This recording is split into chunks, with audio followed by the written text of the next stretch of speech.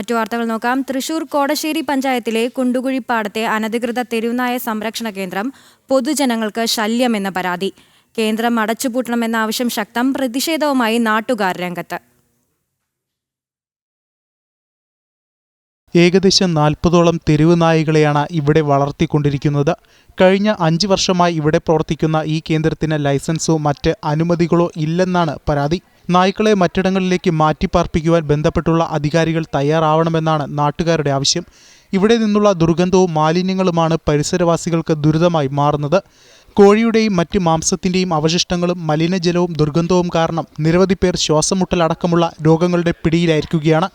മുഖ്യമന്ത്രിക്കും കളക്ടർക്കുമൊക്കെ പരാതി നൽകിയിട്ടും ഫലമുണ്ടായില്ല എന്ന് നാട്ടുകാർ പറയുന്നു. ഞങ്ങളുടെ വീടിന്റെ പരിസരത്ത് ജയശ്രീ എന്ന് പേരുള്ള ഒരു പെണ്ണ് ഇവിടെ ഞങ്ങളുടെ അടുക്കത്ത് 40 പട്ടീനെ വളർത്തുന്നുണ്ട്. ഞങ്ങൾ ഇതിനെതിരെ പല പ്രാവശ്യം പഞ്ചായത്തിലും ഹെൽത്തിലും പോലീസ് സ്റ്റേഷനിലും പരാതി കൊടുത്തു. എന്നിട്ടൊന്നും നടപടിയായിട്ടില്ല. അപ്പൊ ഞാൻ ലാസ്റ്റ് നമ്മൾ മുഖ്യമന്ത്രിക്ക് വരെ പരാതി കൊടുത്തിട്ടും അവിടെ നിന്ന് നമുക്ക് അനുകൂലമായിട്ട് ഒരു മറുപടിയും കിട്ടണില്ല. ഒരു അനുകൂലമായിട്ടുള്ള ഒരു പരാതിക്ക് ഒരു ഇത് കിട്ടണില്ല. ഇപ്പൊ ഞങ്ങൾക്ക് തീരെ വയ്യാണ്ടായി. ഞാൻ ഇപ്പോൾ ശ്വാസം മുട്ടായിട്ട് ആശുപത്രിയിലായിരുന്നു. ഒരാഴ്ച കിടന്നിട്ട് വന്നേ ഉള്ളൂ. എൻ്റെ മകനും +2 പഠിക്കുന്ന കുട്ടിയാണ്. വർഷത്തിൽ 2-3 പ്രാവശ്യം ഹോസ്പിറ്റൽ കേസ് വരുന്നുണ്ട്. ഞങ്ങൾക്ക് തീരെ ജീവിക്കാൻ പറ്റാത്ത സാഹചര്യം, ദുർഗന്ധം സഹിക്കാൻ പറ്റണില്ല. പിന്നെ ഈ ബഹളം ഇതൊക്കെ കൊണ്ട് ഞങ്ങൾക്ക് ഇപ്പം സംസാരിക്കാൻ പോലും എനിക്ക് പറ്റണില്ല, ശ്വാസം മുട്ടിയിട്ട്.